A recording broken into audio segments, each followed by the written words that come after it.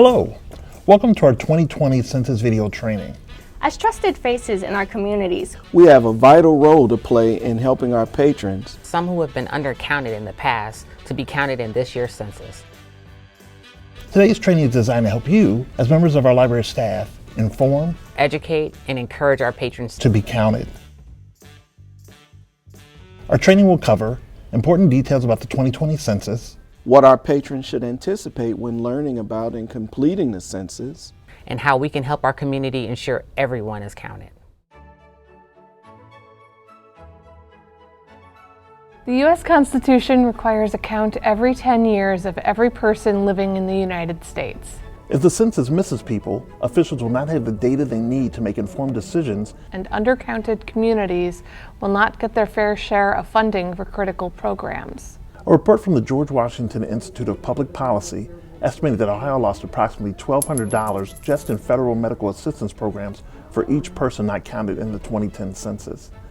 Multiply that by 10 years and you can see the importance of counting everyone. The results of the 2020 census will determine the number of seats each state has in the House of Representatives and draw congressional and state legislative districts. Census results will also determine how the federal government allocates more than $675 billion each year for services that communities rely on, including Medicaid, Head Start, and Supplemental Nutrition Assistance Program, or SNAP.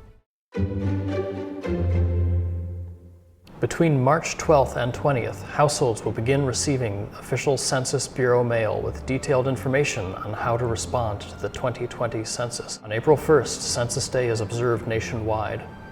By this date, every home will receive an invitation to participate in the 2020 census. Once the invitation arrives, patrons should respond for their home in one of three ways: online, by phone, or by mail. When patrons respond to the census, they will tell the Census Bureau where they live as of April 1st, 2020. Between May and July, census takers will begin to visit homes that haven't responded to the 2020 census to help make sure everyone is counted. The majority of households will be invited to respond online or by phone. The online form will be available in 13 different languages. Patrons can also call a toll-free number for assistance or to respond to the 2020 census by phone. The telephone questionnaire is also available in 13 different languages, including English. Visit 2020census.gov for a list of questionnaire assistance phone numbers. Library staff should encourage patrons to complete their own 2020 census. Be sure to inform the patron that you are not a Census Bureau employee and may not collect responses from them directly. By not collecting data, our goal is to help protect patron privacy. Do not enter the patron responses for them or watch them enter their responses. If patrons are unable to complete their census online or by phone, they may complete a paper census form. The paper form is available in English or bilingual English-Spanish. Braille and large print forms are also available. See your library census coordinator or 2020census.gov for more information and Americans with Disabilities Act census resources. The Census Bureau estimates it will take about 10 minutes to complete the census form, depending on the number of people in a household. Questions include how many people were living or staying in the household on April 1st, 2020. The names of those people, their gender, dates of birth and race, relationships of the persons living in the household. There is no question about citizenship on the 2020 census. The answers patrons provide are used only to produce statistics. The Census Bureau is not permitted to publicly release patrons' responses in any way that could identify them or anyone else in their home. The Census Bureau is bound by law to keep patron information confidential for 72 years. For example, the 1950 census will be released in April of 2022.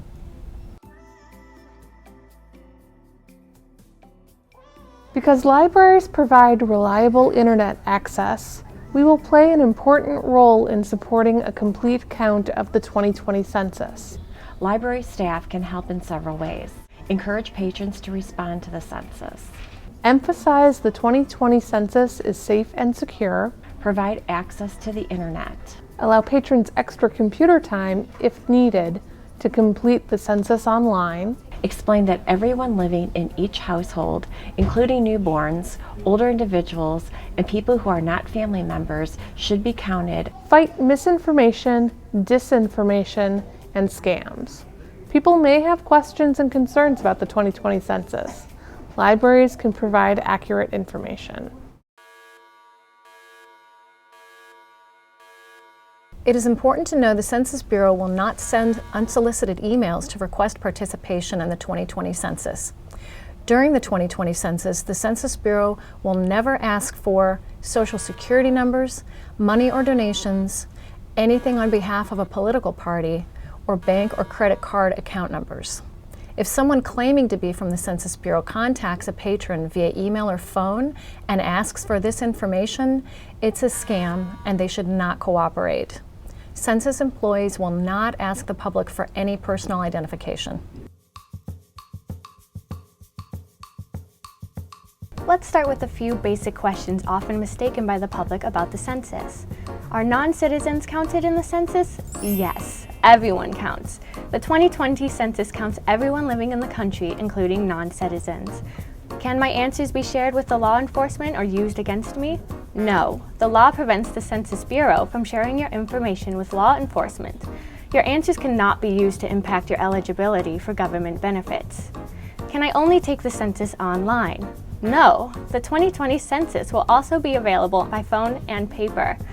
If patrons express to you that they are unsure if others in their home completed the 2020 census and included them, you should advise them to complete the 2020 census on their own and include everyone living in their household, children, non-relatives, and other families, even if they think others may have already responded.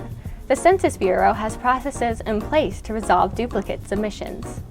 What about patrons who live in College or university student housing, such as dorms, residence halls, residential treatment centers, skilled nursing facilities, group homes, military barracks, correctional facilities, or maritime and military vessels?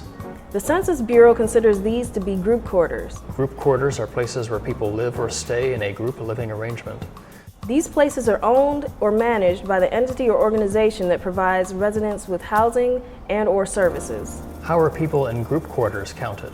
If patrons live or stay in group quarters, the Census Bureau will identify a group quarters administrator at their location to ensure that they are counted in the 2020 census. What about people who are experiencing homelessness? The Census Bureau also has special processes in place for counting people who may be experiencing homelessness and who are staying in or receiving assistance at service-based locations, such as emergency and transitional shelters, soup kitchens, regularly scheduled mobile food van stops, and pre-identified non-sheltered outdoor locations. For more information about group quarters and homelessness, please visit 2020census.gov. The census is counting on us. As trusted faces in our communities, we encourage each and every one of our patrons to complete their census. Help patrons recognize potential scams and debunk common myths. Make sure they count every person living in their households, including newborn babies, on April 1st, 2020. Let's do our part to make sure parents and caregivers are aware everyone must be counted. Know where to go to find additional information about the census. Visit 2020census.gov for up-to-date information about the 2020 census. And as staff members, please don't forget to complete your own census. Thank you for participating in our training video. Want to learn more? A training slide deck will be available to you that includes important data and facts about the 2020 census and links to valuable resources for you to educate yourself on the process. Please remember to take your post-survey available online. Our special thanks to the Cleveland Foundation, who helped make this video possible.